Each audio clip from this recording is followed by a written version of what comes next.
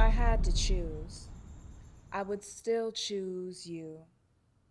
After all the things society has told you to imbue, somehow your light has been able to shine through. The power resides within divine feminine, not only in women, but also in men. The balance obtained here is what will light our feet on the path to come. It is the strength that we keep near that will allow our spirits to hold steadfast and not succumb. The energy of love, of life, of all creation. The spark of light in the womb that combusts, evolves into a nation. The divine feminine, the power held so dearly. The divine feminine, the scope that allows us to see one humanity again so clearly. The power that we hold, the sparkling in our eyes, how our self and inner beauty unfold in the truth seen beyond the disguise. Oh, you are divine, Mother Nature. Mother Earth, I am thankful daily for all of the miracles that you birth. When I sit and I truly ponder the things that I'm grateful for, my heart does not wander. Because I know truth, and truth is love. If you live through understanding of self, then nothing comes above. When you understand your oneness with nature and all else that surrounds, you stop being disturbed by all of the external sounds. You realize the silence within yourself. You understand the meaning of true wealth. It is your health. Everything you intake then becomes part of your body, your temple, your physical self. Understand that the keys to your kingdom again lie within yourself. With all of this, we must remember there is nothing here with which we are not members. We must honor and respect the environment as ourselves, because we are directly impacted by everything we output, and that equates to our health. Kindness, love, grace. Allow heaven to become embodiment, much more than a place. And when things seem difficult, you are able to face, because through your divine feminine, you will recall your righteousness that cannot be replaced. And now, high-level conversations with 19 Keys.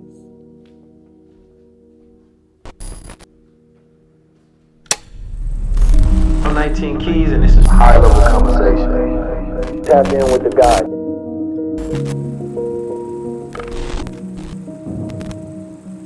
Peace, family. 19 Keys tapping in with you. A whole nother high-level conversation.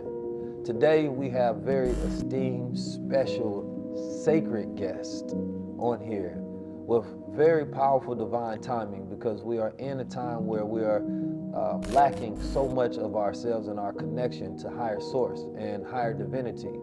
And today's guests directly, I believe, have a message and have a history in correlation with reconnecting people back to that divine source. Specifically, last episode, we had True Masculinity with Mike Rashid.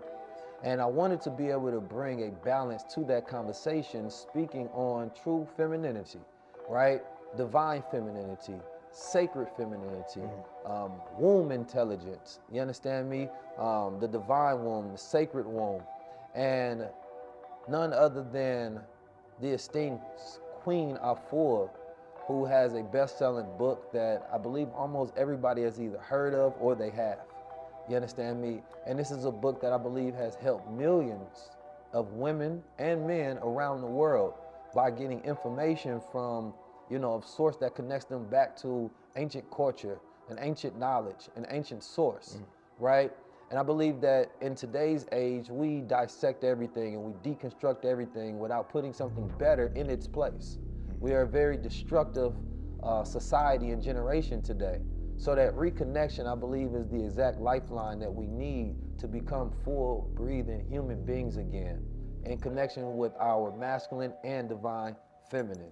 So I have none other than Queen Afua here. Thank you for being here. Thank you. Thank you for having me. And not only that, we have her gangster, vegan, you understand me, musical, you understand me, genius, bodybuilding, divine, masculine son here, you understand me, in his own right, Supanova Slom. But this brother deserves a separate introduction. And the reason that I asked both of them to be here is because not only that it's necessary to see the queen, right, in her full aesthetic, but her son, you understand me, who is a king in his own right, and it's a family, right? And to have a lineage of healers, right, and have a lineage of reconnectors, I think is probably one of the most powerful things that I can see in modern time, in modern day. You understand me? Because oftentimes healers have not healed their family. You understand me? And so I think that is a direct reference that as a mother, as a queen, she knows what she's doing. And for a son to be able to take that guidance, because I believe that my mother was always right, I just didn't always listen. You understand me? And the world is under-mothered. It's under-fathered. Wow. You understand me? And I think that the remothering and the refathering of society replaces all that we've been missing in our genetics and our DNA, and that begins the healing process. So I want to thank you all for being here. Oh, we're delighted. It's a blessing, family. Salam. Thank you. Thank you so much. So, man, let's get into it. Here we have conversations. You understand me? And these conversations are meant to be high level. And, anything of sacred and divinity is high level. You understand me? And, a lot of the world talks about things of material possession, even when they speak on the masculine or the feminine side. But I want to start with asking you a question about what is sacredness first? Sacredness is the oneness with the divine that is ever present through every breath, every thought, every movement, every coming and going. The purpose of connecting or just announcing what's already inside of us, it empowers us. It allows us to get a reset, to get a renewal, to purge the domination, the suppression that has happened to our people. This is a new beginning for many of us, and it takes so many of the women coming in, because the women birth, we carry, we conceive, we carry, and we bring life into the world. And what I've watched and observed, that depending on the frequency of the woman, whether she's in her sacred zone or conscious, because we're sacred by birth, but if she's aware of the connection of the Most High within her through every single step of her life, when she becomes aware of that, then she gets a chance to birth greatness. You said announcing, and I think that was powerful.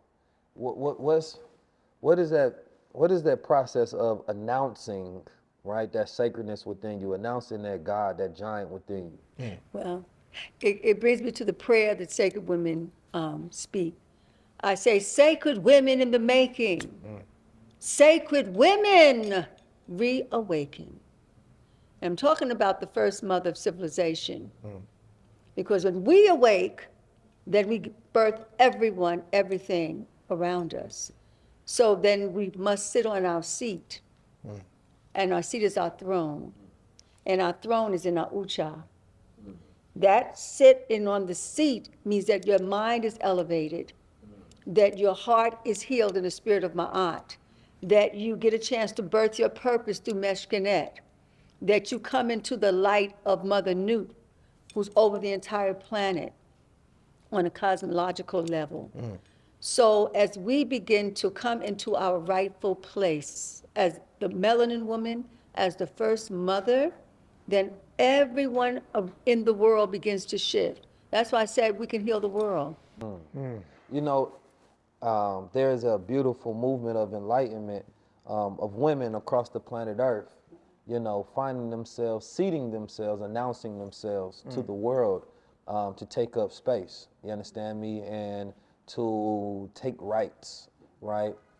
But there's something different when you talk about the black woman, you know, for a black woman to announce herself and to awaken herself. It's not just a woman, but a black woman.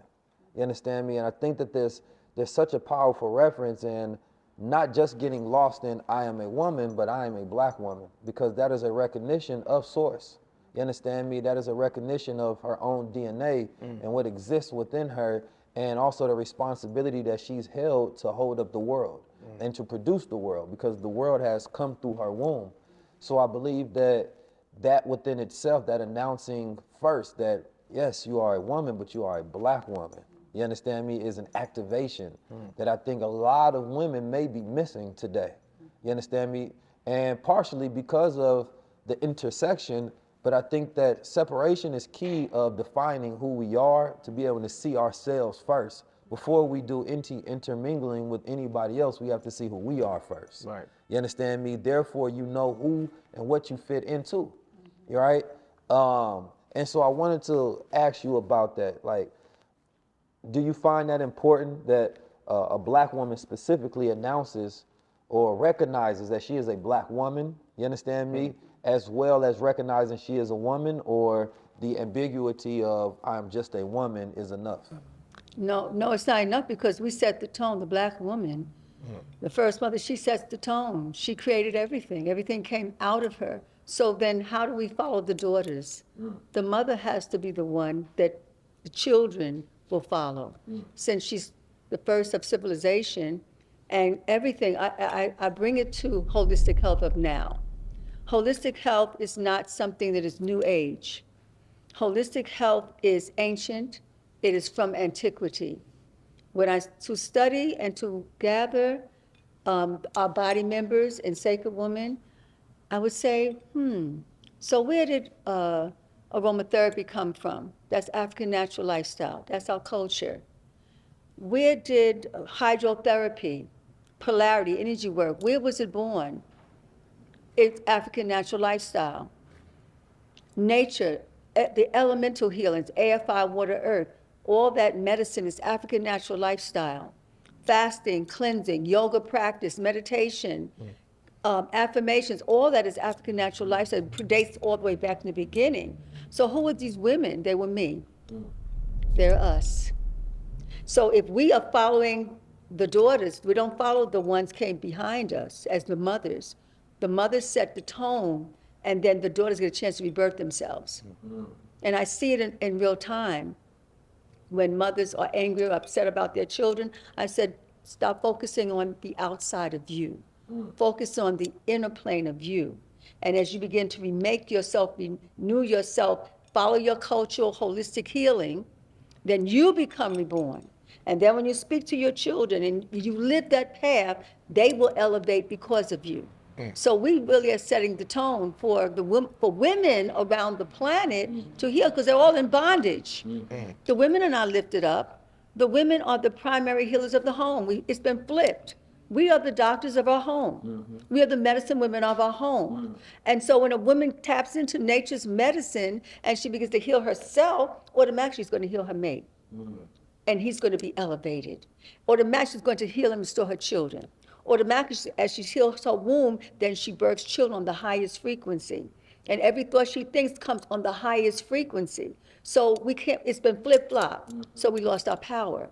So the goal of Sacred Women is to get your power back. So where is the power? The power is from inside. But what is inside? Right now, it's madness. It's other people's culture. That is why we have broken families and broken homes and broken hearts and incest and rape. Well, we were stolen. First, they stole our culture. Someone comes to your house, They like your house because your house is so divine, and then they want to move into your house. Next thing you know, they've taken over your house. Next thing you got to run out your own house. They burn your libraries. They try to hide all your power, but you walk with it. So you're getting ready to go to Kemet, and I'm thinking about that. When you go, you're going to say, "Oh, so this is all me. Yeah. This is the whole world is coming to witness me and my power." And they're going to look on the walls, and they're going to look at you, and they're going to get confused. The people that come from around the world, they're going to say, "Wait a minute, that's the power. Oh, he's the one." When we brought 60 women to Kemet through Tahuti Films, and there were 10 women on the land. I say on the land because we are the originators of the land, the African women. And they came around us in a circle. They said, "Who are they?" They started to sing to us. And the men were like looking like, "What's happening here? Are they taking over our land?" "No, we're not taking over your land. This is our land, but we are the land." We walk in the power. Wherever we go in the world, when you pick yourself up based on your culture, then you're listed as a woman, no matter what your spiritual house is. See, sacred women also is a unifying factor. My father was a Garveyite. And my father would say, what's wrong with the black people? We're not unified. If we can unify, then we can overcome insurmountable odds. My father was also an entrepreneur. He had his own business. So I followed his path, and his path helped me to walk in the power that I am in. And my mother, she nursed it. My mother supported my father. My father supported the family. And so they raised me up in that, and my brothers. So I saw power. I saw undeniable power in the bloodline. And when I look at the women, I see the women are not feeling their power because they didn't have the mother and the father as an example of the power. And because of the 400 years of chattel slavery, we were designed to be slaves forever. And now they have the modern slavery, and now we're in prison. So you have the new age slavery. Right. It's still slavery and bondage. And so it is to come out of the slave state, out of the disempowerment, to tap into your sacred power, not yours, but the creator that's in you, the Most High that's in you, is giving you the breath and giving you the life force to do major transformation for yourself and all your family and your community. So sacredness is about waking up the healer, that she can heal herself.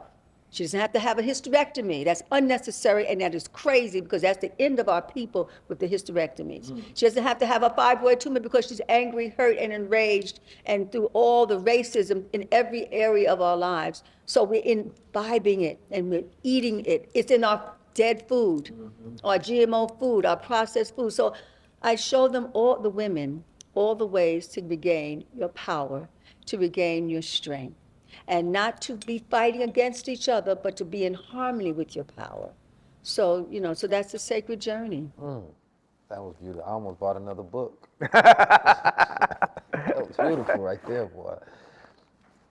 So, as I'm listening, I think you kind of architected an energy of an idea of sacredness.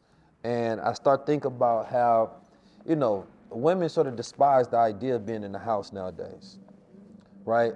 But in the concept that you are in the house with the family, because I think a lot of women be in the house nowadays, but especially on social media, just be in the house doing nothing, looking good. But when it comes to building a family, there's a despisal of playing any type of role in constructing a family, right? And so, but the way you constructed it made me think about how the production of the house is creating this base of sacredness and this temple and this energetic place where things are being healed and birthed and manufactured. And I think because the science of that is lost of how to create a temple inside the house, that a person may feel like it's a cage, right? When it really is like your base. Like the Honorable Minister Louis Farrakhan said, the woman's place is not in the home, that's her base. That's not her place, it's her base.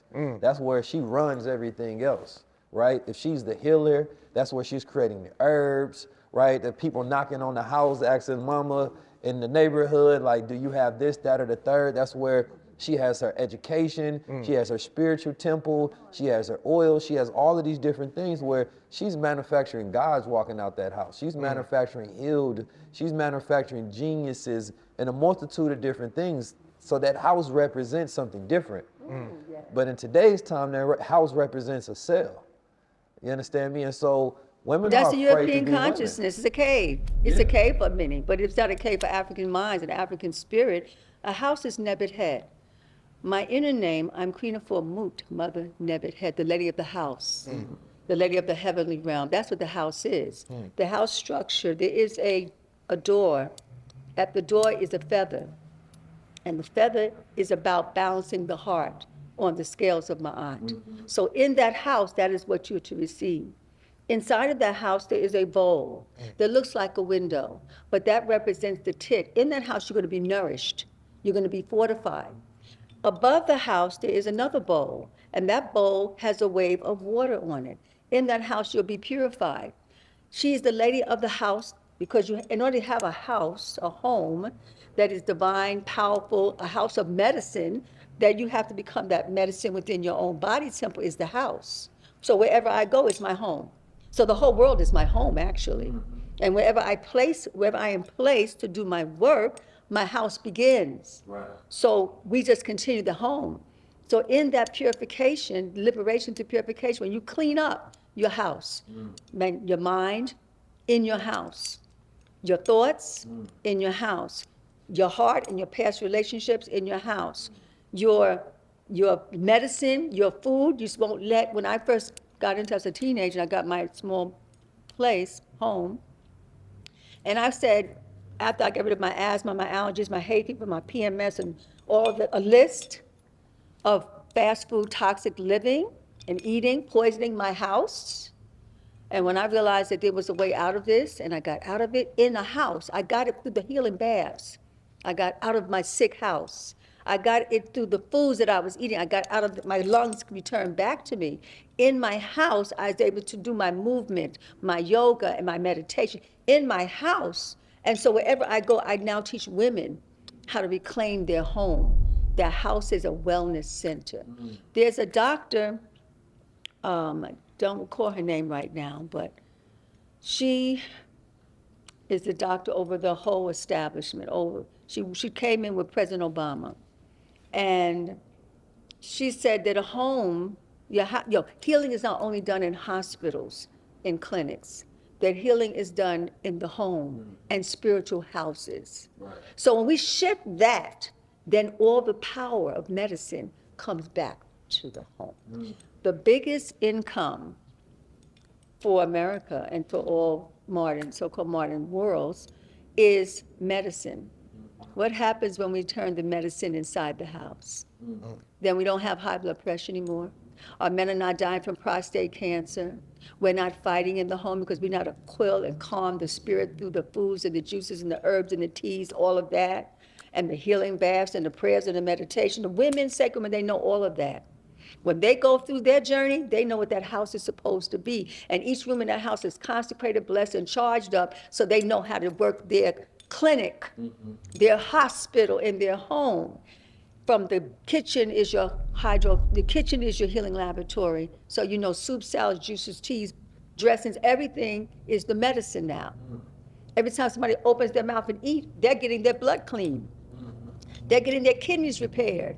They're getting their minds right because she knows what to do. In that house, there is not the bathroom, but the hydrotherapy room. Because the normal bathroom, you just drop. But what are you doing in that bathroom that's going to get you in your right mind and purge yourself? Our ancestors, we had baths. We would go into spiritual baths, and the symbol of the bath was right by the bath in Kemet was Khepera, the sign for transformation. So in that water, when you're conscious, and you know what that water does? It takes away the pain, the trauma, the suffering, the hurt, the lack, the limitations, and you get a chance to allow that water to now restore your inner waters. Your 75-80% of water now becomes flushed and cleansed. So now you come to your right mind. Now you know where the power dwells. The power is from inside of you. And in that bath, you get a chance to connect. When you come out that bath, then you have a waterfall in your hydrotherapy room. That waterfall, that's the water, that's the purging.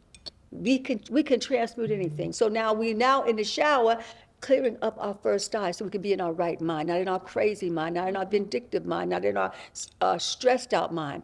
We let that waterfall go into our heart and clean up all those relationships that we're just having these serial killers inside of our own psyche. And we start to wash and cleanse so we have healthy relationships going forward. Right. And in that water, you cleanse the wound because the cysts, the tumors, and all of that is physical, emotional, psychological abuse from the system that we have eaten, that we're drinking, in our intimacy that we bring in that house, and that water's coming on your spine, getting your nervous system back so you're not stressing and you're not anxious, even in these times. Matter of fact, you're not stressing in these times, especially because you have the information and the knowledge in that house. So go to that home and make it a real home, make it a healing home, make it a healing clinic. And when your family is, you look at your family, you say, oh, you have all these issues? I know just what to do. Right. Here's your teas, here's your juice, here's your bath, here's your prayers, here's your meditation, and they'll get it even if they don't want it, if they're in your house. It can be just put a pot of cinnamon on a pot, and everybody's fighting, put that on, the whole goes through the whole house and purifies. If a man meets a woman, what kind of tea is the sacred woman making? Well, it depends on the case. Give me some sign. Well, it depends on the case. If he's not in his, if he's stressed out and angry and quick, and you make a chamomile, hops, valerian, Calm him down. and just calm him right on down. And matter of fact, if he don't want to drink it, put it in his bath. If he don't want to take a bath, because men don't want to take a bath in the beginning until they get right, then you put it in the aromatherapy. Yeah. He's going to get the medicine. That's all you have to know. Or if he's not going to take it that way, then put it around his pillow in the form of oils. He's going to get it in his dream world. Or if in your house, you got to get your house right. See, now, that gets me to something, because when you talk about home, you gave two concepts of the home, right? The body being a home, and then the physical layer outside the home. I always tell people, you know, I can travel anywhere because I'm not an animal. You understand me? I don't live in a cage. My home is I can never run away from home because this is my home. You understand me? So wherever I'm at home, right? But it gave me a concept of an idea that there's a lot of men that can be with a woman, right? But they can still be homeless because she's not a home. You understand me? And then there's a lot of men nowadays, you know, the running joke is that, you know, a lot of guys are hobosexuals. You know, homosexual is somebody who's in a relationship for a house. You understand me? A place to stay. So they homeless. But at the same time, it's like when you see a relationship nowadays that if it's so shallow that neither one of them are homes for the other. You understand me? So they never feel a place of comfort, a place of relaxation, right? And I know that probably one of the most powerful things is being able to be relaxed, right? Because in that relaxed state is where we start to heal. You understand me? It's like, you know, people like to cuddle because that's relaxation. Those are endorphins, that's comfort, that's protection. But oftentimes in society, we always feeling defensive. We always feeling that other people can see us. They can see our hurt, our harm, our trauma, our shadow self, right? And so relationships, I think, and I want to go back to this idea about mothering and fathering. I want to ask you a question too, Supa. Because when we talk about a sacred relationship, right? And if I'm a man that meets a sacred woman, what does that connection look like? And I see that you have a beautiful relationship going. So to you as a man, right? And enveloping these principles and this knowledge, you know, what does a sacred relationship look like as far as a man's duty and a woman's duty within that relationship? Well, beloved brother, thank you for the question. So, me and my beloved, we're both on task, life task. And see, in order for a relationship means exactly that, relay and ship, to move, right? So you have to be moving. And the question becomes, where you moving to, right? So in the initial courting of a partnership, is when you seed the garden of conscience, you start to really climatize to one another. But then it requires you to feed and build and both tend to the garden. Now, there's a third thing that happens in a relationship when the two come together. There's another body that's created called the union, right? So the union must be fed, right? And the union not is only fed by how the women and men are loving each other and doing the task to feed the union, but it's his commitment to himself upon the time he attracted the magnetism of the relationship and her continue to do her work. Because somewhere in their development, they were doing something to magnetize to each other. What happens in relationships, we get so caught up in the romanticization of the exchange that we forget initially what was necessary for that spark to be continued to be cultivated. And so I find that what works with me and my beloved is that she is on her life path and task. And then I come in and I support her on her vision and her ministry in the world, and how she does her vibrational work. And the balance on that side is, me working on myself and helping to create a pathway for brothers to create a culture of men doing his own healing work. Then in turn she supports me. So I find that the production of us pouring into each other's task, it fortifies the union. That is not me and you, right? So the union is fed energetically and spiritually.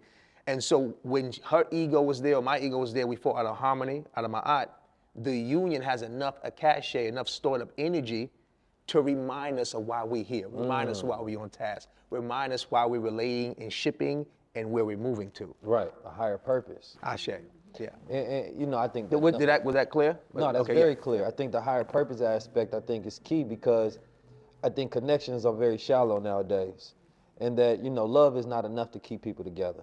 You understand me? I think there has to be a vision, there has to be faith, there has to be something that connects you, because love has different peaks and valleys, right? So I want to add this to you, beloved. You're going to Kemet in a few days. Yeah. Our ancestors, the Cometian ancestors, had a glyph for love. They called it myrrh. Unlike the Greek Greco-Romans, who shaped it into a heart, which we all energetically support now, their glyph or hieroglyph for myrrh was a plow. And if you understand what a plow is what you need to tend to your garden, to be cultivators. Yeah. Right? So if I love my brother 19 Keys, I'm loving him in the symbol of cultivating, Right. of shifting. If he said, brother, we're going to shift now, high level conversations. The plow in our interaction will be the tool that we use and remind each other why we are high level activators and why we're doing the shifting. So it's part of, it's a part of, like Queen said earlier about, women being an example of the home, and you mentioned about relationships and peaks and valleys. If we can remember that we have to be working men and women for ourselves and with each other, right? And we like, I'm a cultivator, you're a cultivator, and we're coming together to expand or make abundant. And our cultivation is like how you work with the brothers in investing. Like you have a vision, brothers will put you onto this cryptocurrency, they come in, they put their plow in, they put a little something in, you teach them how to plow their area digitally, they build other ones, and then you'll create in manifestation the symbology of what love really is. It's just in a different manifestation. You said something that I think was key, just the symbolism of love, right? Because, specifically, now globally, but specifically Western, that symbol of a heart. It makes people only think of love in connection to emotion. You understand me, as a feeling. And so there's no connection between the logic of love, you understand me, or the thought process from that crown, that higher thought process. So people only activate love from here. And so when this is not being fed from an emotional level, then the love is gone, because that's how you've defined it. But when it's a duty, then you think about all the other parts that need to be tended to as well in order for this to actually be a love connection. Come on. So I think the symbolism of love has probably sold us the wrong idea. Through movies and Disney and all of these different things. Like, if you got the concepts of love through entertainment, you understand me, then you're trying to entertain yourself through love by the time you get into it. Because you're looking for Prince Charming, you're looking for these fairy tale stories that don't exist. Because love can be war, love can be peace.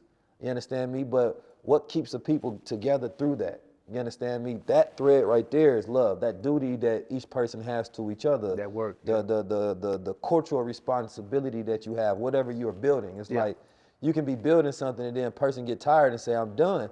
And it's like, no, we still got to get this done, but I don't feel like it. Well, damn, it wasn't about whether you love to do it. Like, we got a duty, right? And so when it's a family or it's nation building, it's a much bigger duty than how you may feel this week or at this moment. Right? But at the same time, both of y'all sparked the thought to think about the aspect of, I always taught that Islam is mathematics, mathematics is Islam. And it's just about a way of life of living righteously. And, two people come together, right? They say 1 + 1 = 2, right? And I think that's when you have two people that are working just as individuals. Because when two individuals come together, it's just two. But when you're working together to build something, 1 + 1 = 3, right? In the family model, right? And so each relationship has to be producing a third entity in order for me to see it as like a powerful, productive relationship. Right. Otherwise, it's just two people coming in together to just energize each other to be the same, right? But what is it producing? What's it producing? Because men and women come together to produce something, Right. right? Like we are born functionally and biologically to work in service of each other that produces something when we come together, right? Whether it's sexually, spiritually, whether it's financially, we're creating something. And I think that's probably the lost art, is that men and women come together and they only think about each other and how they are in service of each other, but not what they're building. And what you build are gonna hold that connection much stronger than it's just you. Yeah. Because now you're like, nah, I got too much to lose. I can't do this. I got to do this, that, and the third. We building this whole empire over here. Absolutely. That's the responsibility. But I want to dial down for a second and talk about ma'at. I think society, right, like, you know, most people, they be on the 48 laws of power. They ain't on the 42 laws of ma'at. And I think that's chiefly probably one of the bigger issues, especially in Western thought society, is that, you know, the 48 laws of power is about chaos, violence, control, power itself, you know, and power is corrupted.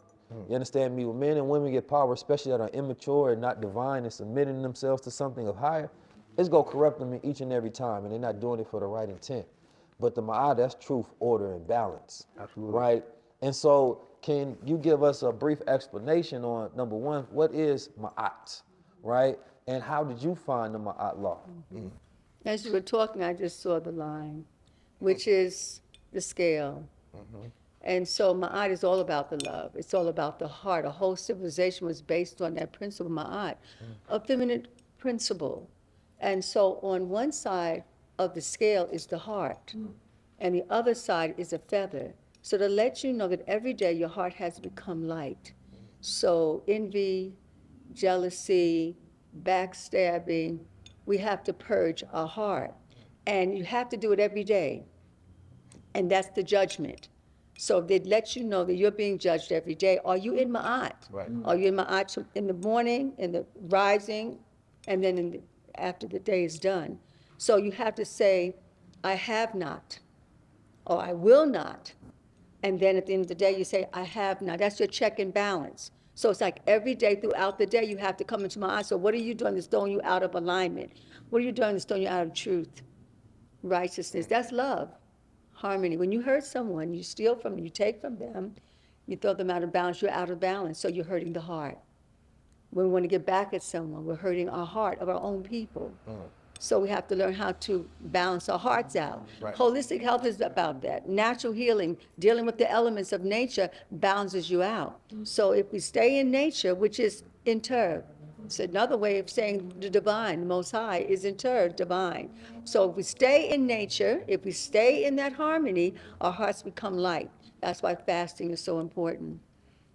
In all the spiritual houses, fasting is the primary way of balancing yourself out, balancing out your heart, having forgiveness, helping your sister, your brother, is through healing of that heart, cleaning up that blood. So it's all about the balance, and that is the heart healing. This episode is brought to you by Gold Water. So I want to start somewhere new real quick about baby mamas and baby fathers. You know what I'm saying? I think this is equivalent to terrorism in our community. You understand me? Mental, spiritual, you understand me? Emotional terrorism on a daily basis. And I want to see if we can get to a basis of trying to figure out what are some of the solutions between solving the issues of anger, you understand me, that exist between mothers and fathers today, baby mothers and fathers today. You understand me? That tear them from being a family. Like somewhere right now, there's a young mother who hates her baby daddy. You understand me? And she relies on the system to try to get back at him, right? And then somewhere there's a baby father who hates his baby mother. You understand me? For the same exact reasons. And when they get together, they're always clawing at each other. They're angry, they're yelling. He calls her bees, she curses him out, the whole nine. So where does the repairment of those who are not particularly a family in the sense where they have order and structure and they're in the same home, but they share a child, you understand me? Which means they have a connection that's forever, but their relationship is severed. What is missing is the rites of passage has been destroyed. Absolutely. The rites of passage is to happen to make you a whole man and a whole woman Yeah. from age 13 to 16. So I'm teaching women who are 20, 30, 50, 60, and 70 years old, and the same for Man Heal Thyself Wellness Warriors.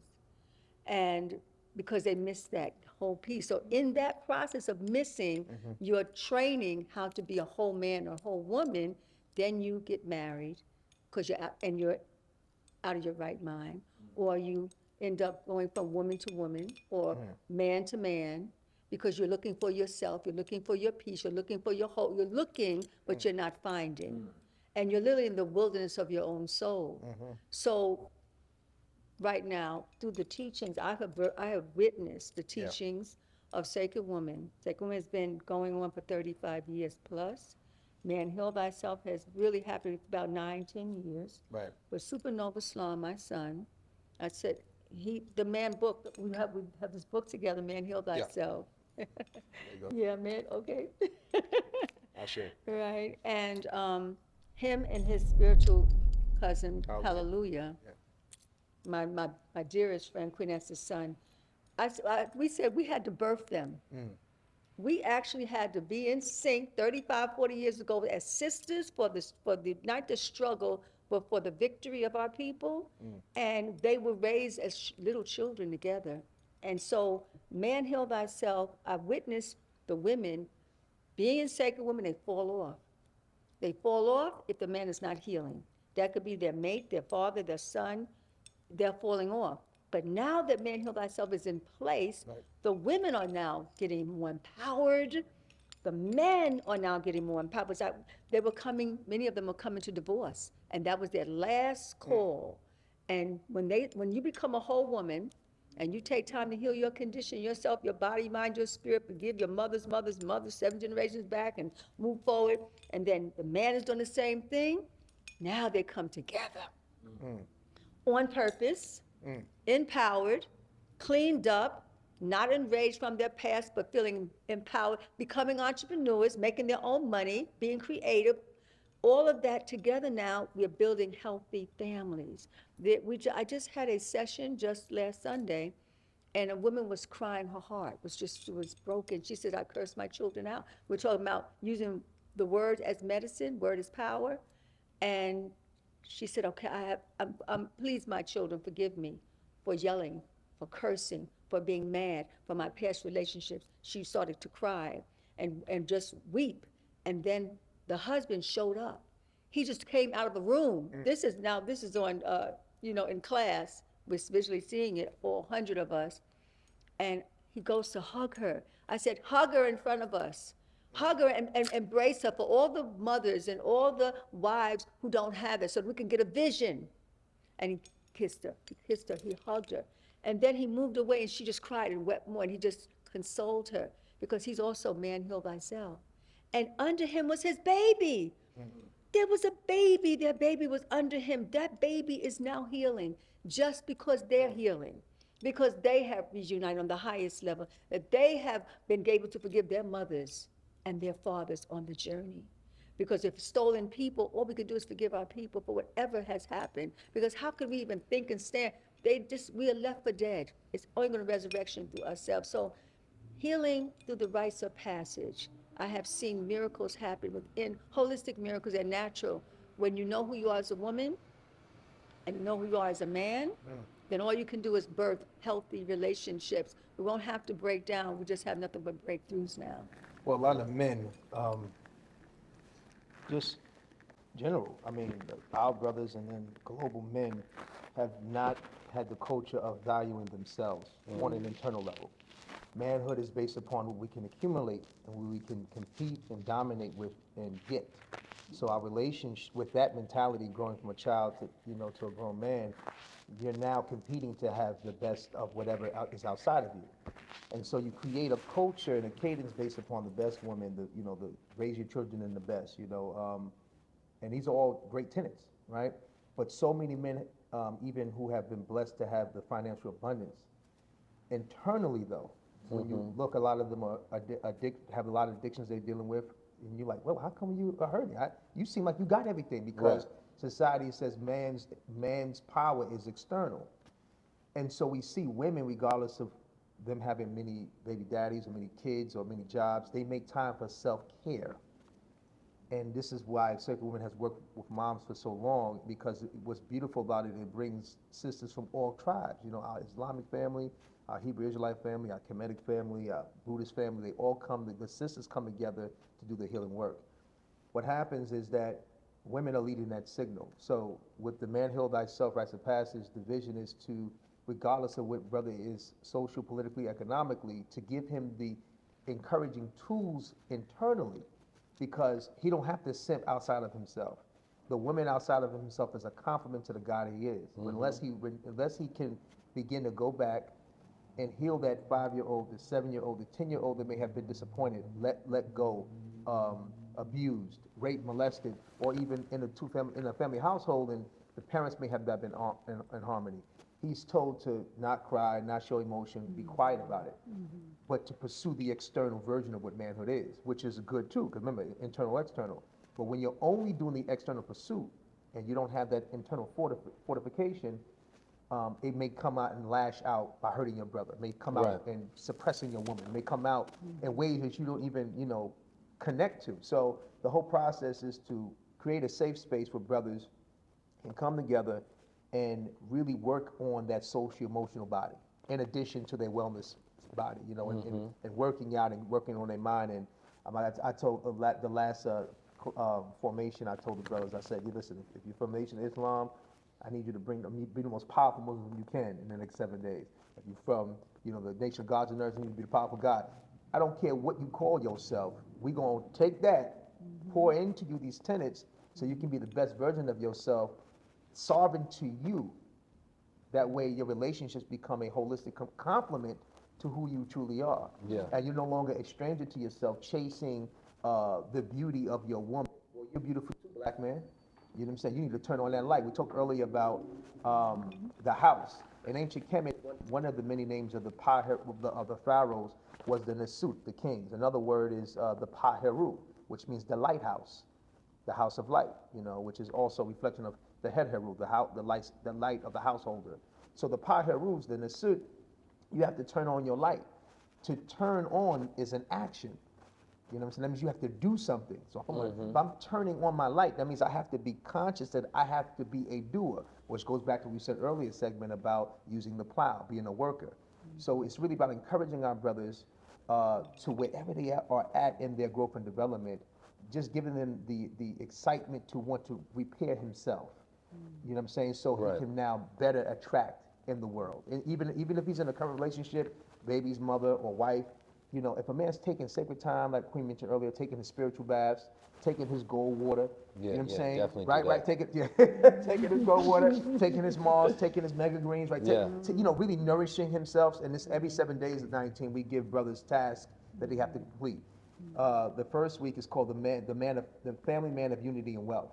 So we tell brothers to write down what is your vision in your understanding of what that means for you.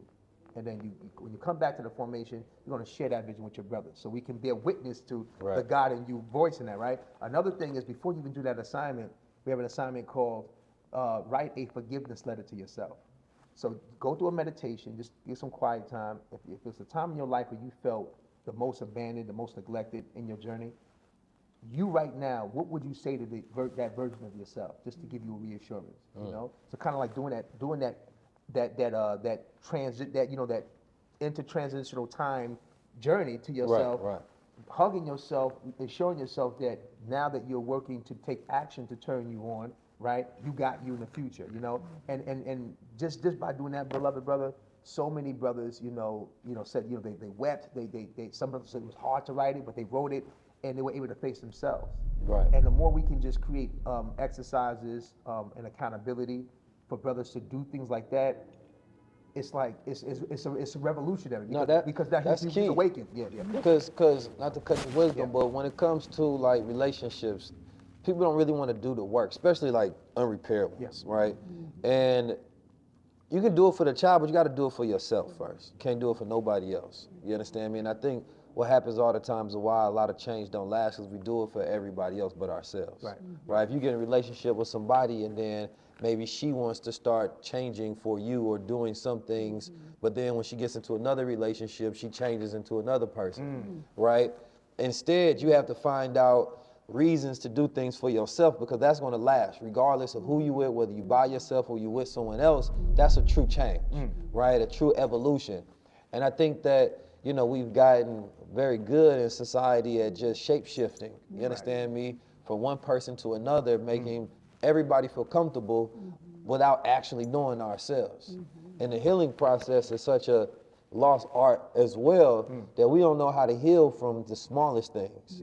And so instead of, you know, healing through things, we try to ignore them. You understand me? And see if we can just go through them instead of actually heal through them. Right. You understand me? And I think that that's something, especially when I see baby mothers and fathers, and oftentimes people regret that they didn't make it work, or regret that this person went on to be successful without them, or regret that they were immature to not see what they had, or regret the fact that they slept with each other and weren't mature enough to think about consequences.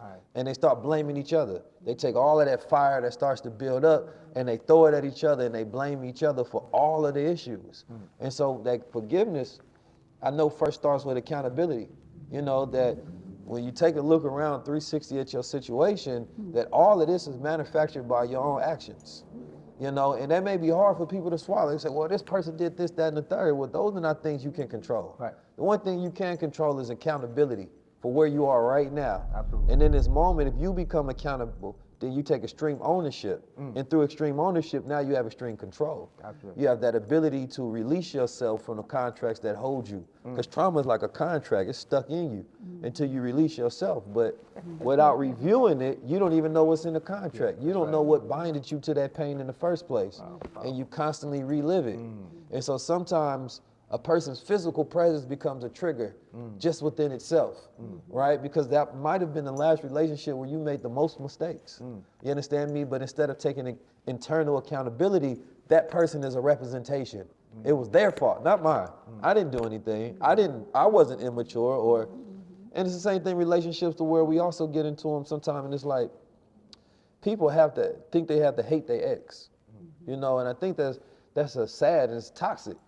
That almost everybody is somebody's ex. You understand me? It's some people that matured, they did better and living better, but there's an immaturity in society where people feel like they can't, you know, be happy for this person that progressed and now is treating someone else better. You understand me? But that's the selfishness, and that's a narcissism that exists. So I got a question that probably, you know, is not asked a lot for women, right? But do women have an ego? Because I don't think that society ever deals with the reality. Because we talk about men all the time. You know what I'm saying? We already did that. We're gonna go more. But the reality of it is this, though, and especially in the way of today's society, where women are climbing in the job sector and the business sector and becoming more successful in the man's world, right? They're at the top of these companies, political positions, and things of that nature. And I know that requires a masculization of self, which also requires an ambition and requires an ego. But not only the question is twofold, do they have an ego, and what do feminine narcissism look like? You said by edging God out or edging the Most High out. It's not about domination of your masculine side or your feminine side. It's about bringing them together. It's us. She sits on her seat of power. Asar, within you, the masculine side sits on his seat of power within us. We have the right brain. That's the place of creativity and meditation and prayers, intuition. And then we have the left side of us that brings the finance and creates an environment of a home. And that's inside of us. If you don't become sovereign within yourself, then you're just going to recreate the same relationship outside of yourself that is out of balance again. So it's really not the fault of outside. The relationships are all extensions of our consciousness, of our thoughts, of our feelings, of our lack, of our abundance. So if you keep blaming on the outside, you'll always be disempowered. It is to the journey of the rites of passage in the form of sacred woman, heal thyself, is medicine. You need your medicine. That's why you're upset. You don't have your proper medicine. People are medicating on drugs, alcohol. They're numbing themselves out, as opposed to wakening themselves up in each gateway. So if you start to take, okay, Let me heal me. Yeah. I'm not going to look at you and my past and what's going on now. I'm going to take time out, not out, but time in. So in the time in, I heal my womb. So I don't have fibroid tumors, I don't have cysts, I don't have chronic bleeding and pain. Which may lead to the attitudes and the mood swings of why she's lashing out on her man because she's Right, she's internally got all suffering. that sickness Right, in her womb. right. She goes into the teachings of that gate. Then she goes into Hootie. What is she saying? But what she's saying is what she is creating. She's creating the environment from even the deadly environment of thinking the thoughts of anger and rage and pain inside. So what is she speaking out into the world? What is she speaking to her children? What is she speaking to her home? Okay. Then she goes in, that's word medicine. That's womb medicine. Then you have food as medicine, and you learn how to eat foods from the garden, so you find your inner peace. You find your inner prosperity. And then you go into movement as medicine. I have developed a form of womb yoga dance, or womb ka'at, where I teach women how to use their bodies to open up and unlock the treasure chest inside of us. So we get unstuck, and that's our medicine. And then we go to our inner child as medicine, because beauty is not just out, beauty is from within. But if you're so angry from the little 7-year-old girl who might have suffered by the hand slap or curse or yell or incest, you go into a teenager, still sick, and an adult woman. So you go into an inner child, so you get tap into your true beauty. And from gateway to gateway of finding Ma'at, of waking up that second power of healing, of tapping into your power and using your meditation to see your vision and make it a reality, to coming out of the mud of Nefertum, out of the mud through fasting, cleansing, washing. You come out of the mud. I don't give you a pole dancer. You're working in clubs. You're cursing people out. You're on drugs. It's okay. You're going to purge and wash. You're going to come up to the top of that wall. You're going to what? Blossom. And then you just keep going until you get into Meshkinet. And you hold on to your bricks, your purpose. And then you bear down and you birth yourself. And yourself will bring you your wealth. So going from gateway to gateway to gateway, that is how you become a whole woman. And as you become a whole woman, you'll attract a whole man. You'll attract whole, healthier children, because all your children, what I learned about children is that they're all extensions of the thoughts. A woman can only attract a whole man if a man is working on becoming whole. But she'll also identify if he's not whole, because she can recognize. Well, I wanted to emphasize that point. Because there's a lot of brothers that who are attracted to women who are doing their sacred work, but they're not necessarily trying to do the transformation. So they attract them, and women, the ability to read a man, can probably see something in him that can be blossomed one day. Hence, if he does the work. If he does the work. Right. So they'll come together in a union based upon what she thinks could be a possibility, not necessarily where he may physically be, mentally, emotionally be. So they engage. So he's attracted to her because he says, "But this woman is dynamic, she's phenomenal. She's in a culture. Right. She comes from the nation. She comes from a single woman. So he's already attracted to that, not knowing that really, if he's willing to do his work, she's a reflection of him. She is that other side of the polarity. So let me ask a question directly related to that, submission. Right? Where does submission come into play for the masculine and feminine? Because I know that this probably is another huge issue nowadays is women either don't believe in submission or don't know how to, right? And men don't believe in submission, but also don't know when they should submit, you understand me, or even if they should ever submit. So what is your take on submission? God. It has to be the Most High. It has to be Allah. It has to be Inter. It has to be God. It has to be Jehovah. The submission, right? If I know that my woman is hosting the goddess head, I'm submitting. What happens when the queen knights the warrior? He gets on his knees, she takes that sword, and she knights him into his deployment to go defend the kingdom. He's submitting to the majesty of God, the Godhead in her.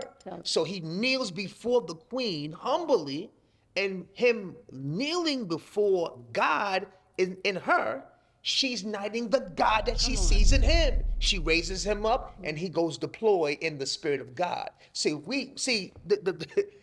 it's what you say is Islam, it's mathematics, which is Ma'at. If we're working, back to the plow, if we're workers based upon the glyph, the symbol of the ancients, if we're out here working and putting in work of ourselves, and she's working on her Godhead, and I'm working on my Godhead, I will submit and humble, because God will bless upon me the active duty tenet. So is she submitting to the God? Oh, so he submits to God. She submits to the God within him that he's submitting to, and then is he submitting to the nurturer of that God to bring it outward? Absolutely. Oh, people, I want to know. I don't know if y'all caught that. In my head, I be seeing stuff. No, it's exactly. So I want to slow it down for a second. So it's like, all right, so like a man without a mission or vision don't need a woman, right? Right. What he's submitting to, because you know, Muslim means one who submits his or her will to do the will of God, right? So a Muslim is supposed to submit their will to God. So your ability to produce and move and your will as far as how you move throughout reality and motion as a human being, that's your willpower, right? And if you submit that, so now for your movement and your mission is all for God, and that God is that goodness, that higher consciousness, divineness. So if a man is in movement of that, then she sees that. Then he tells her, like, this is what I'm submitting to. This is my vision. And she said, oh, I like that. As long as you on that mission, I can, because the woman has all the cosmic ingredients to give birth to anything. Absolutely. She can provide all of the nurturing necessary in order for you to complete that. Absolutely. So as he's submitting here, you understand me? She's submitting to what he submits to, mostly, but through him, right? And then he's internally taking back and saying that you have the power to help me produce that godhood and that mission outward into reality.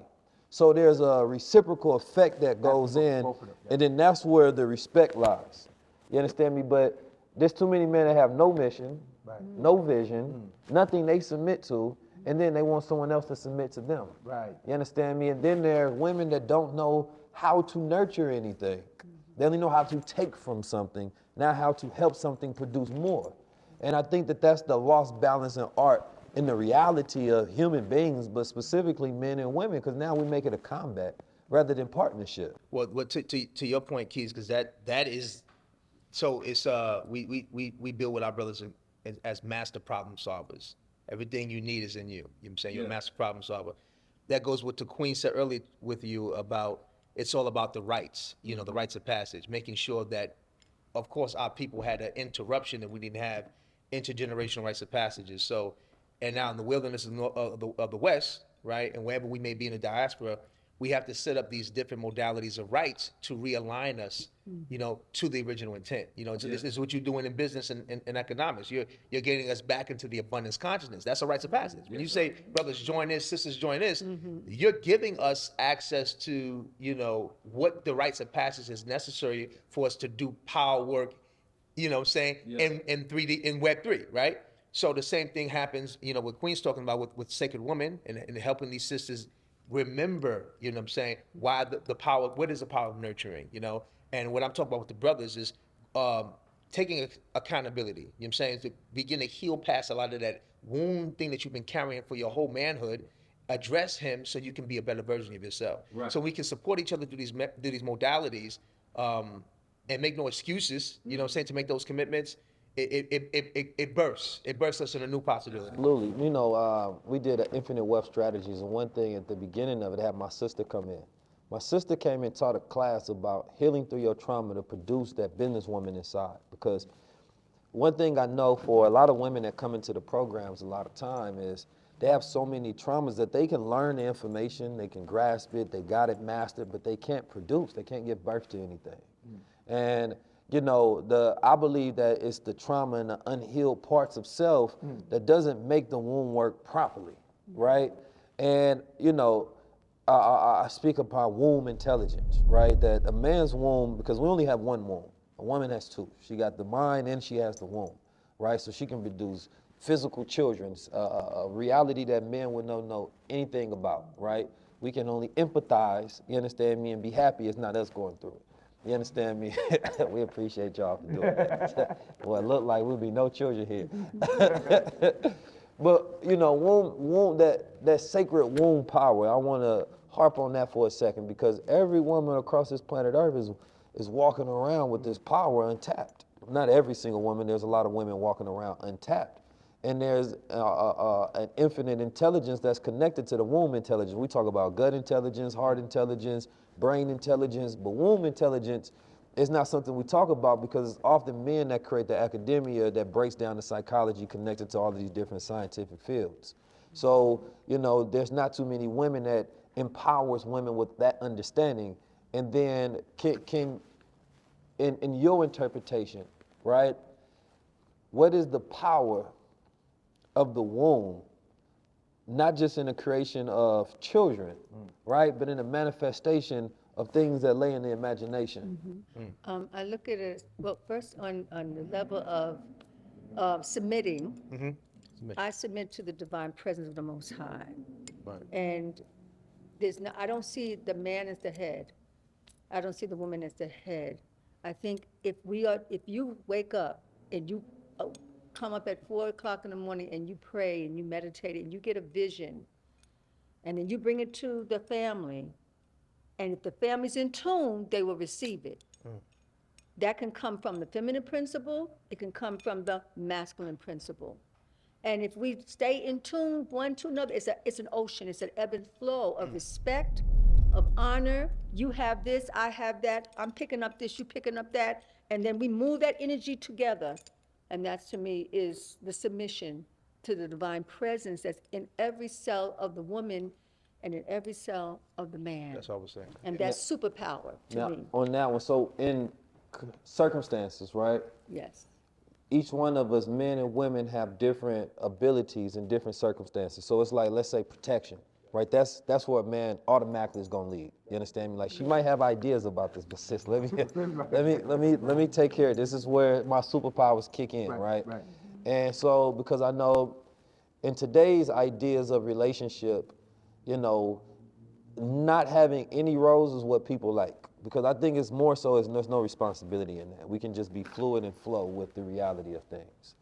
And I believe that you have an intelligence and an understanding and the concept that you just broke down that made me relate to the masses, and they may be like, oh, I love what she just said, but I don't think there's no real interpretation of understanding there, right? Because the way they're going to interpret is through ego.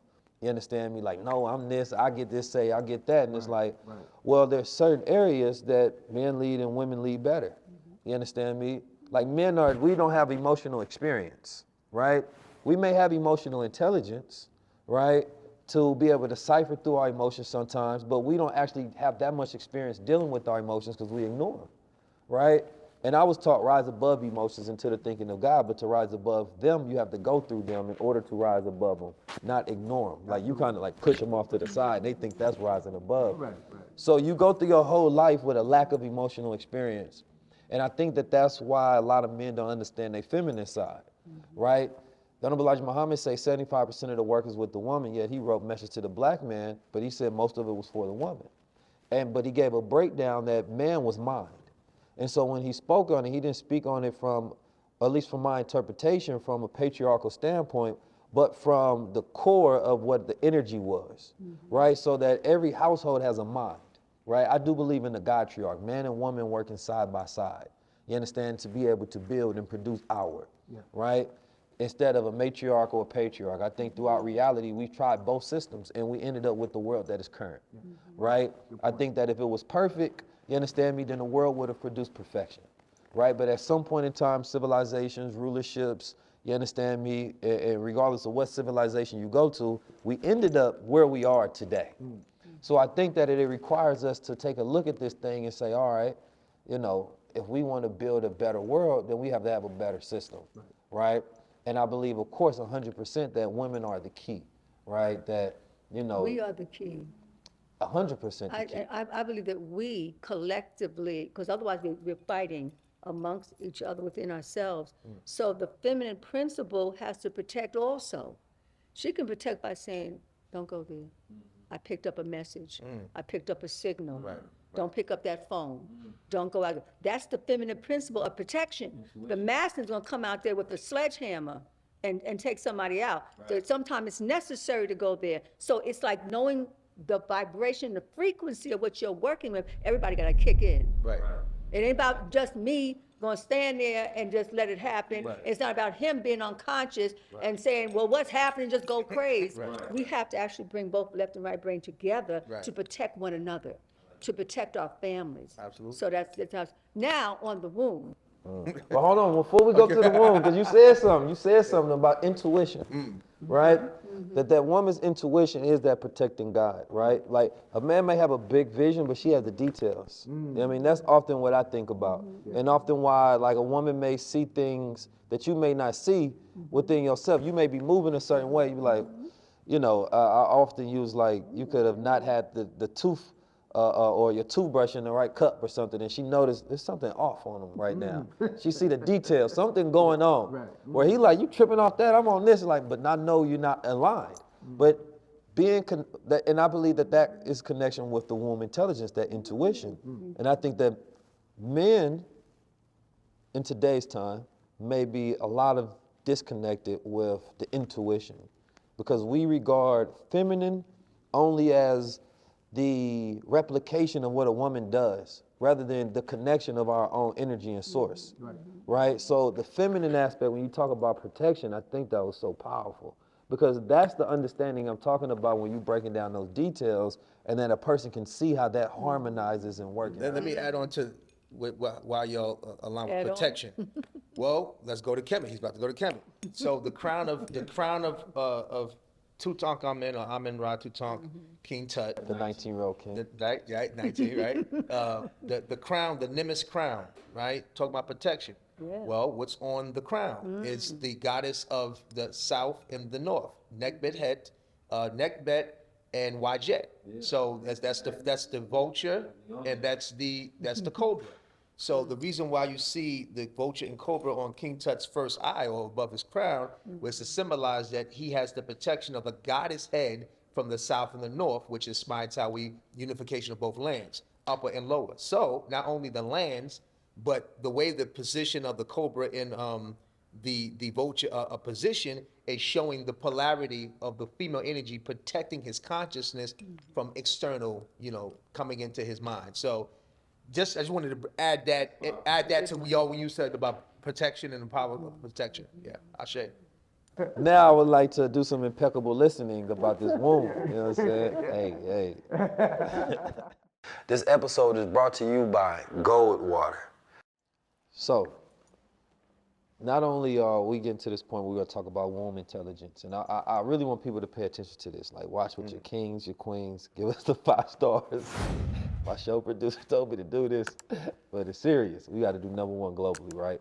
Raise the consciousness all across the planet Earth. All right, back to us. We can keep it real. I want them comment. I want them 5 stars. You feel me? I want to get to the top of this Comment, thing. like, and subscribe, family. Yeah. Each one teach one, Yeah. each one reach one. Yeah. Get ahead and run them numbers up. Yeah, first way to prepare your baby mama and baby daddy relationships. Come on, let's go. Subscribe to that high level conversation. Subscribe, comment, You know you're doing like, some work. and share. We want you to do all the action steps, Comment, like, right? share. Yeah, well, Yes. it's important. No, it's important to give them the commandment, right? Because we are passing the high level conversation to you. And if you join us in a high level conversation and you're excited about it, now you go take this high level conversation to your homes, your households, your sisters, your brothers, everybody that needs it. And then give them the assignment, let them get this high level conversation and pass it on. And we just keep making this the new norm of us having high level conversations. So Yes. to Brother Key's point, let's do that. Ashe. All right, we got the housekeeping. Now let's get to this womb intelligence. You understand me? And we didn't I didn't ask this question yet, but so the 2-part question is, what is feminine and what is womb intelligence? Feminine is the receptivity. It is the womb. It's being open. It is intuitive. That's the feminine principle. And, well, womb intelligence is about birthing. And I see the womb as 3 energy centers. It's a prayer. Awaken the womb of the mind for what we think, we birth, we create. Awaken the womb of the heart for what we feel, we birth, we create. Awaken our seat of creation for what we think and what we feel, we birth through our seat of creation. That is the alignment. There are some women who have had a hysterectomy already, and they come into Sacred Woman and they come in broken, just a thought that they don't have a womb physical.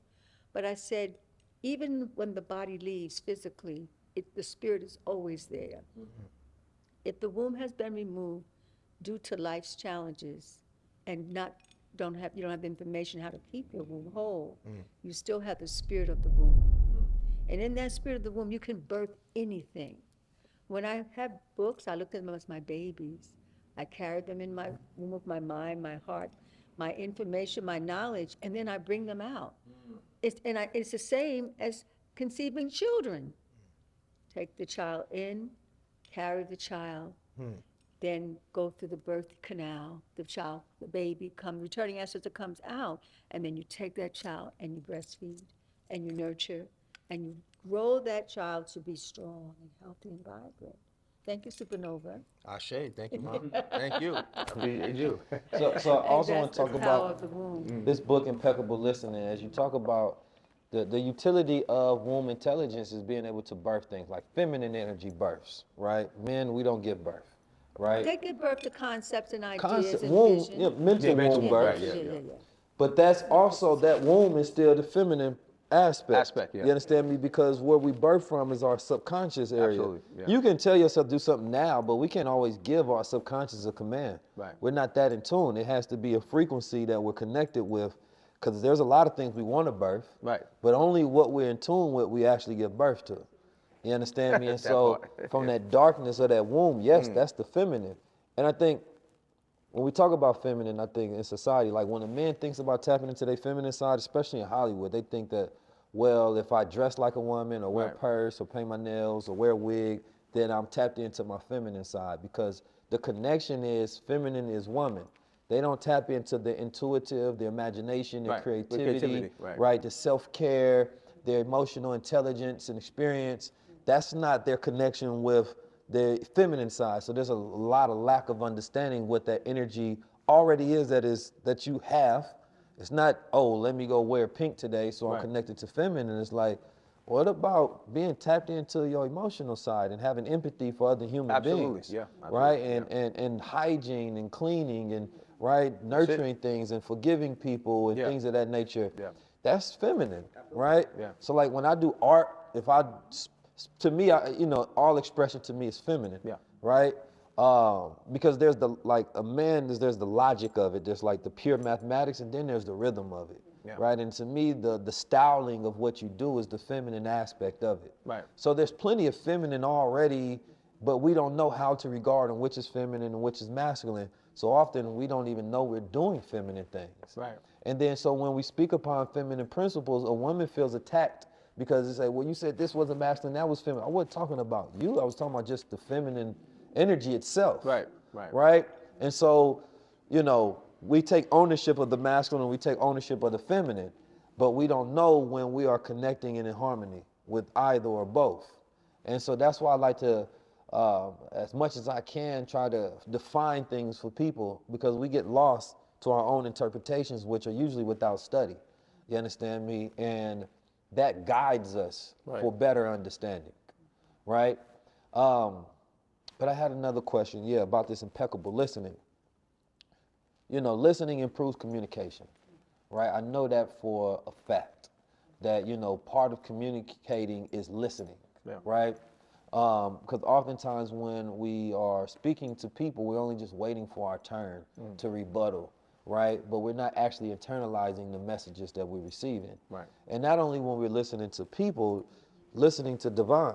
You understand me? Like, I always tell people, like, going in a place by yourself and sitting in quiet, that's the ultimate way where you can start gaining control. But not only that, listening to your most original self. Because we're so drowned out with the world and the thoughts and man's machinations, the noises of cars, you understand me, and everything, but we never listen to God, or observe God by going into nature and looking at the hue and sun gazing, or stepping into nature and listening to the birds chirping at different frequencies, or just sitting alone, because most people are afraid of that internal voice, right? They're afraid of the images, the memories, the insecurities that exist when they're alone and they have to sit with themselves. So they drown it out through social rhythms. So I want to talk about the different layers of listening, right? Because when we talk about listening, we often think just human to human, But what about the internal and then the external listening to God? How do we start to listen to divine source more? And how do we know when we're listening to something that's righteous, or it might be what's known as that devil on our shoulder guiding us in the wrong direction? It takes practice. Yeah. It takes sometimes falling on your face a lot. And when you fall, that's a great time to start to listen.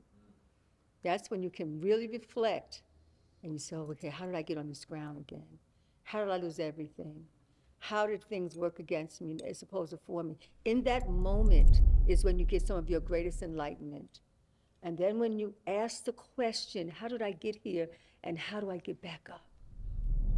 And if you're ready, because when you're down, you're ready to hear. It's when you get back up, you get boastful, I got it together. But when you're down, there's a reason why you're down. Some things you did, you missed a step. You hear, you ask the question, how did I get here? That's the first thing. Take a deep breath. I got here because I didn't care for myself. I didn't love myself. You start, and it's going to start coming to you. And you're going to say, how do I stand up again? How do I overcome now? Cleanse, fast. You know, you'll start to get information. Now, you can ask the question, but if you don't listen, you practice listening. If you hear it, but if you don't do what you just heard, because you're going to get an information, you're going to get guidance. And at that open moment, then you move with it, and then you'll say, I trusted myself. I did it. Things start to open up. Things start to break through. So then you scribe it. You record. Say, that is how this book came, all the books take me years to write, to channel. This book took me 12 weeks. It's unheard of. It only came from a question. I said, how do we end world suffering? That's my question. I asked you a year and a half ago when the pandemic hit.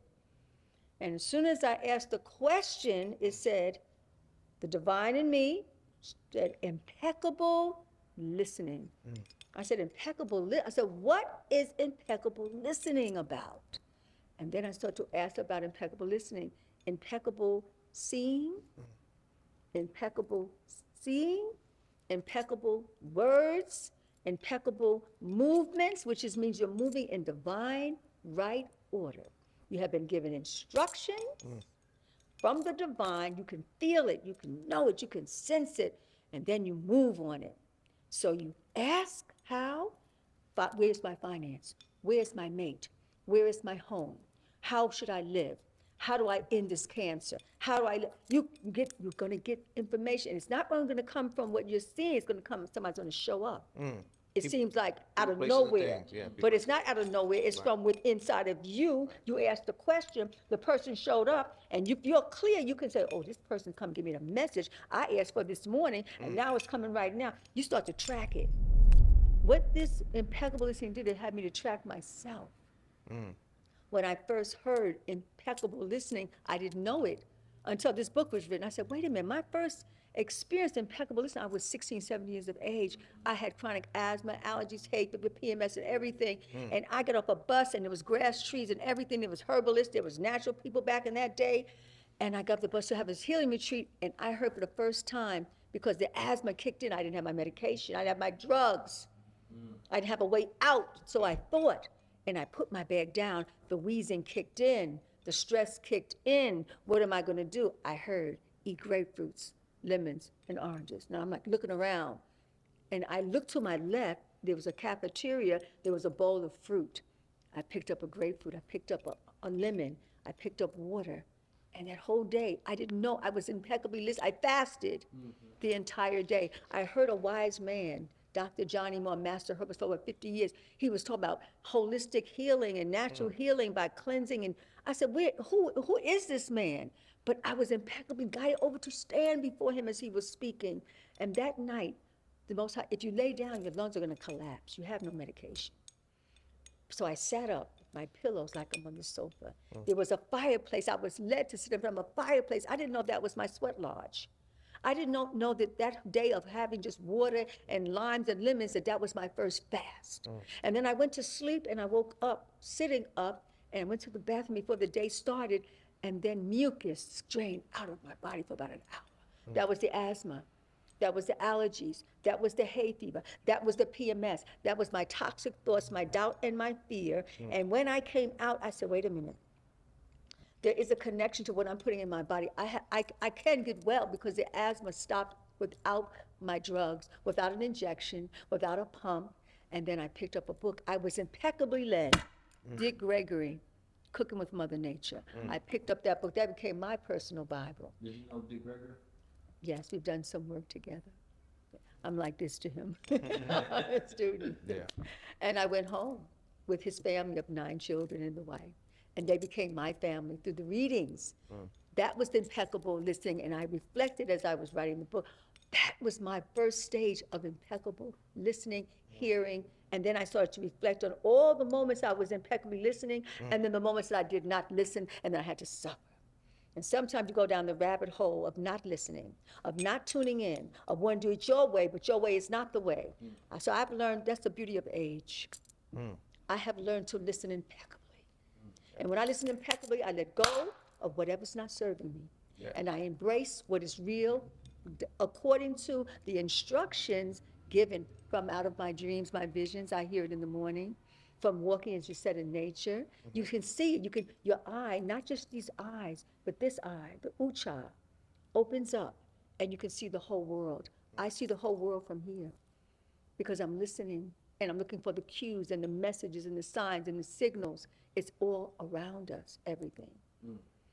You have purple on today and you have gold. So the Most High is saying, look at Nebuchadnezzar. Wow. Look at perfection. Look at the house in order. Look at the goal, the high frequency.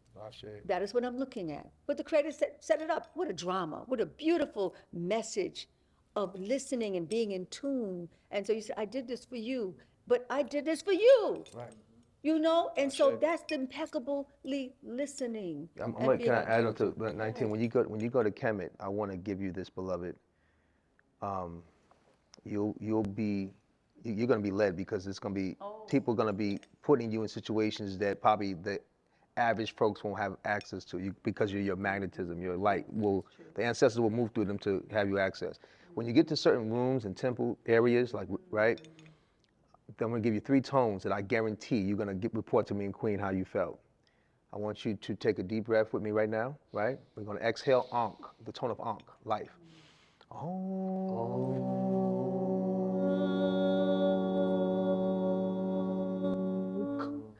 So Ankh is the Holy Mother, the Holy Father, and the children. It's the black family, it's the body.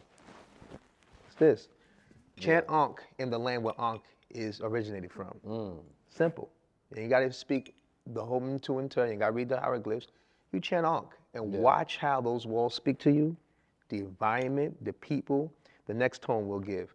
Let's give him myrrh. We talked about earlier the plow, right? The love. So we want the ancestors to put love on you. We want Allah to grace you with love and everybody with you in safe patches. So we're going to give you the tone of myrrh that we want you to send to the walls when you're there. Breathing in.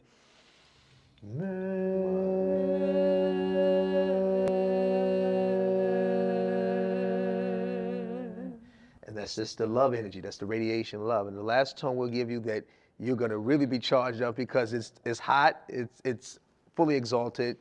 The Aten Ra, or the light revealed, which is the Ra, the Aten, is we're going to chant Ra. So when we were there, when I was with my mom 20 years ago there, she was some second woman. We're in the temple of Sekhmet, and we were chanting a prayer for Sekhmet, and we were chanting Ra, right?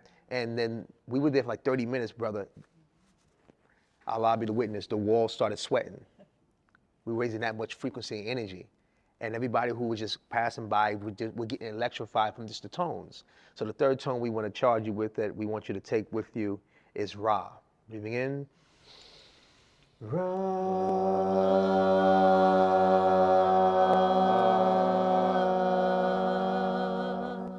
May the way be arranged for you. May you be illuminated. May the light and the sun in you be in tune with the raw light outside of you and illuminate every way of your path and be protected. Ashe. Ashe. Because you're a shining being. Dwelling walking in the light. I got two last questions when we get out of here. Queen, you have helped a lot of different people. You understand me? Celebrities, figures. I'm sure people don't even know about a lot of them. You understand me? You know, I've seen you with Lauren London, Jada Pinkett Smith, Erykah Badu, of course, your sisters. What is it that you give specifically to these women that are in these high positions and of success? What is it that what they seek and that they find when they come to the Queen Mother? Liberation, freedom. They come out of bondage on different levels. They come out of the spirit of lack and woundedness. They're looking for the heart to heal. That's what they're looking for, broken hearts. Their mothers, many of you said earlier on that the one woman said to me that most women feel unmothered. That's profound. You said And I tell them, because, and the reason why is because the mother's not to give you 100%. There's fathers, and there's grandparents, and there's aunts, it's a village. and uncles. Takes a village, not just a mother, because you said, I want my mother to give me everything. Whatever I may be missing is all my mother. No, your mother is a part of a family and a community of people. That's why even if someone doesn't have a mate, they're not a single parent. They have a village. Right. Tap into your village. That's what I tell them, tap into their village. So there's the women, we're a village of healed women. But we're not isolated from our men. We're a village of healed women looking at our reflection of our men, a village of healed men, and we bring it together. So they're looking for the wholeness. They're not even looking for one part of themselves. They're looking for their whole being, their body, mind, their spirit. They're looking for their forgiveness. Yeah. They're looking to reunite with their own mothers. They're angry at their fathers.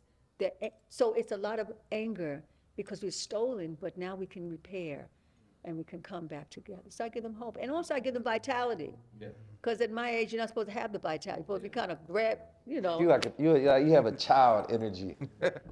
Yeah, well, I do a little mountain climbing, I do my yoga, I dance, and I'm a biker. So if you do, but I said you don't get lower when you get older, you get better with time. You get more seasoned, you get more divine. So you don't have to be afraid of age. You can embrace age and all the wisdom. I would not give up a moment of the wisdom that I've learned on this journey and the resilience and the overcoming.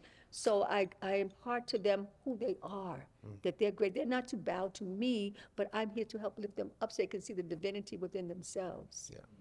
And thank you for that work because, you know, those are the mothers that have a lot of power and a lot of energy that they present to the rest of the world. So when you heal leaders, you're healing all those who are led by them as well. Yeah. You understand me? And I believe that that's some of the most important work. And then the other question, and then you can give testimonial to this, you raised a son, right? And, you know, I believe your story is similar to mine when I'm younger and growing up in a Muslim household, but at the same time being in the streets, but then finding your way back into your own becoming. Absolutely. You know, how do you properly raise a son in today's time? There's a lot of women who are afraid to raise a child or bring a child into this world. You understand me? So specifically as a black mother raising a black son, and, you know, I believe that a lot of boys rebel against their mother because, especially when the father is not there, because you don't want to become your mother. When you look at your father, you want to become your father because you believe that that's my development to become a man. So oftentimes we rebel against what our mother tells us, not that we think is wrong, we just believe that if we listen wholly to everything that our mother tells us, we become like her. So it's a natural rebellion to say that, nah, I know you said do it this way, I'm gonna try it my way though. You understand me? So I can become like my father, because I know he's not listening to you all the time. He's not doing faithfulness. He's not doing faithfulness. Right. Well, see, I was very clear.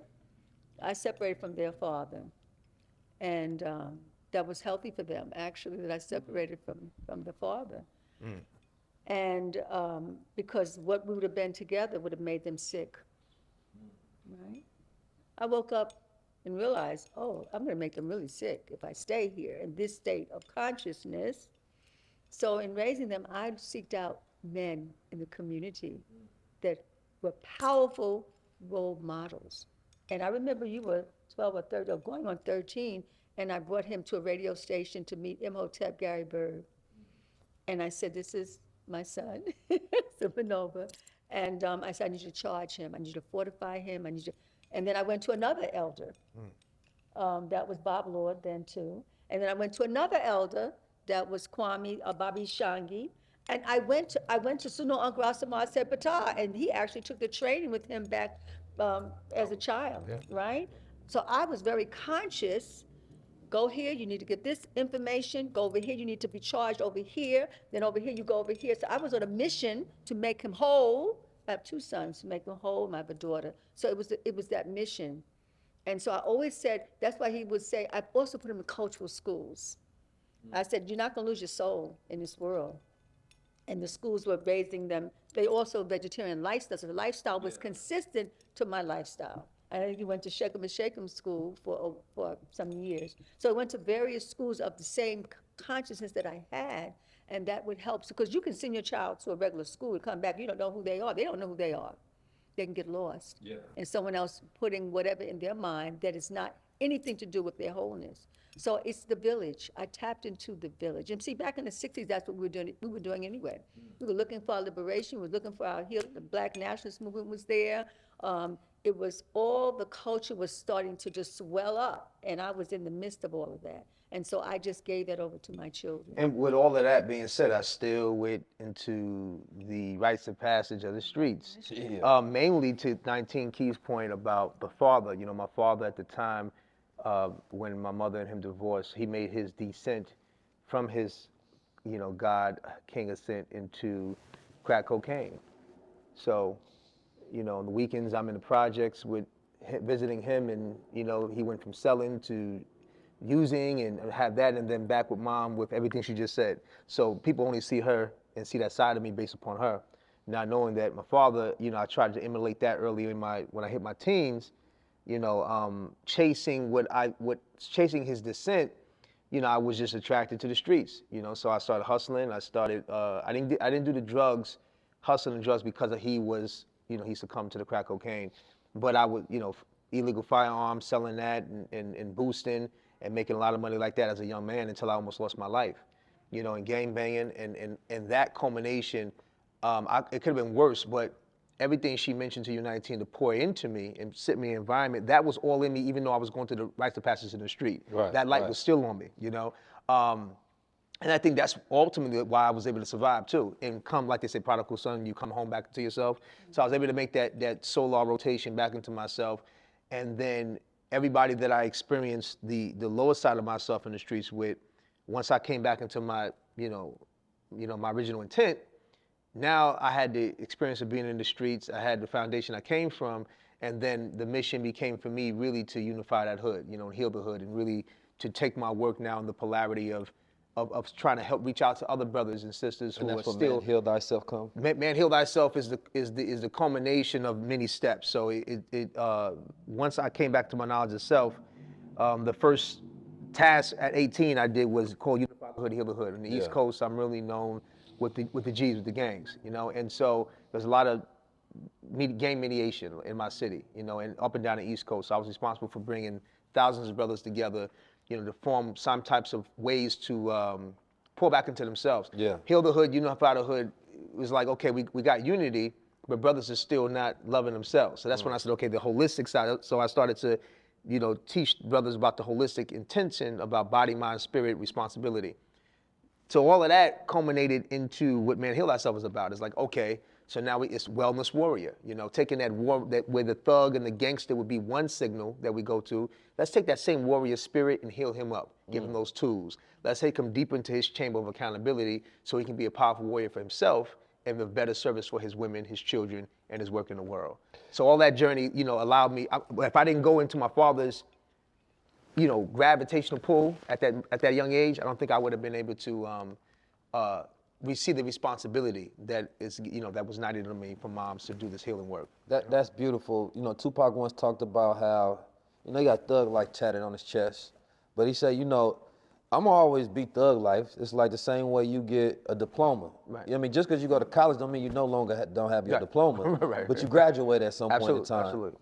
And that graduation means you go into a higher degree. Yeah. You understand me? And I believe that, you know, you go from, you know, trying to be a gangster, Yeah. but the true gangster is the one that take care of his family, take care of his neighborhood, feed everybody around, making sure everybody's safe and protected and solid.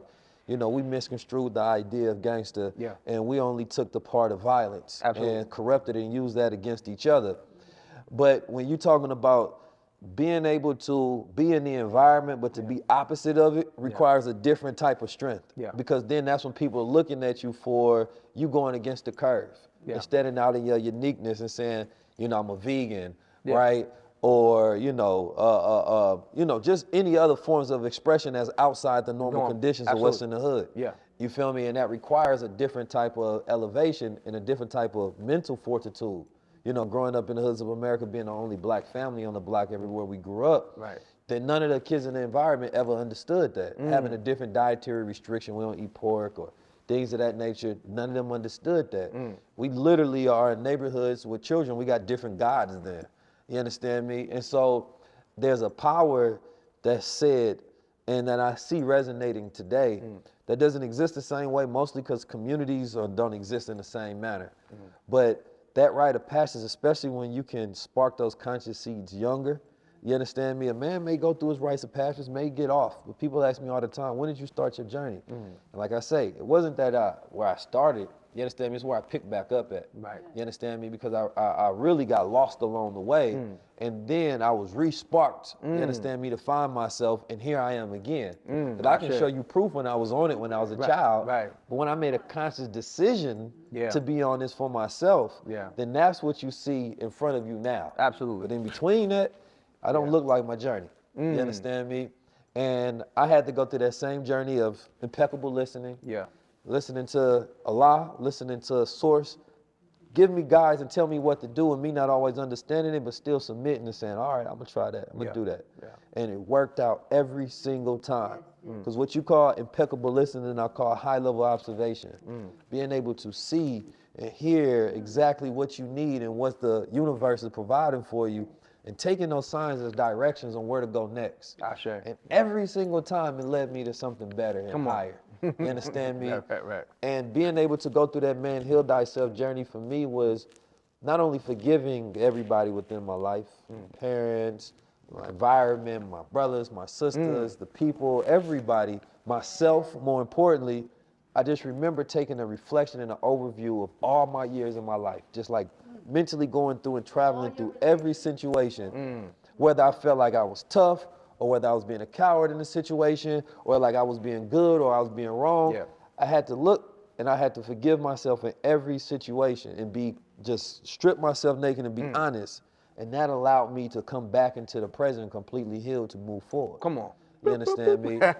So I appreciate you all because the work you do, I believe, allows more development of men and women to grow as whole beings. So thank you all for being on high-level conversations. This has been a very powerful, sacred, and healing episode. Make sure y'all tap in. Peace. Peace. Fantastic bill, beloved. Absolutely. Great. Appreciate you, brother. 119 Keys, and this is high-level conversation. Tap in with the guys.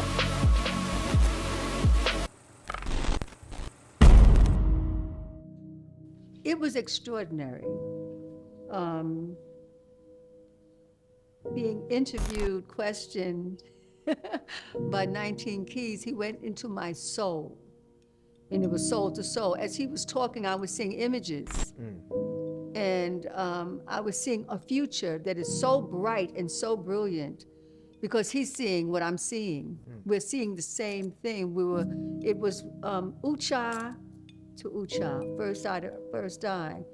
And so I am in complete and absolute support of his work and his vision and his team, because I know it takes a team to be successful and to grow us. So I felt what I feel about 19 Keys, that he's growing us and he's tapped in, and the way he was raised, that's part of his fuel. And I see his whole family when I see him. Absolutely. And I see our family when I see him. And I also felt the brotherhood between 19 Keys and Supanova. I felt a sacred, divine, supernatural brotherhood. Wellness salute. Yes, Wellness to add to Queen, yes, it was a high level conversation. And, you know, the fact that, you know, that's the portal that 19 Keys is fellowshipping all of us on, you know, ciphering the great minds to have high level conversations. That's what's necessary to shift the culture, you know. He's a shifter, right? So to really shift the culture and to have us really move back into our goddess mindset and deploy that with each other in a productive way for growth and development is powerful. And the questions he asked, as he says, you know, the conversation is based upon, you know, bringing you into a general consciousness, and then from that general consciousness, you're sparked to now go and take action and go into the particulars, you know. So you may hear something out this conversation today that we had with 19 Keys, myself and my mother, Queen Afua, and it may it spark you to, like the plow we mentioned in the segment about the ancient Kemetic plow of being the glyph of myrrh, to do the work, to go take this conversation further and do the work. And we also give you an action step about comment, like, and subscribe. Like, so if you love this platform and you love high-level conversations, it lives on through the actions of support of others. So what I see from this is I see us continuing these high-level conversations, and that you sisters can take these tenets of the sacred womb that Queen was talking about. I invite the brothers to further journey with us with Heal Thyself. This is a new book by my mother and myself, Queen Afua. Just really giving brothers the additional tools, body, mind, and spirit, to support him on his personal journey of self-mastery. So continue to have high-level conversations. Wellness Warrior, salute to my beloved brother 19 Keys and team.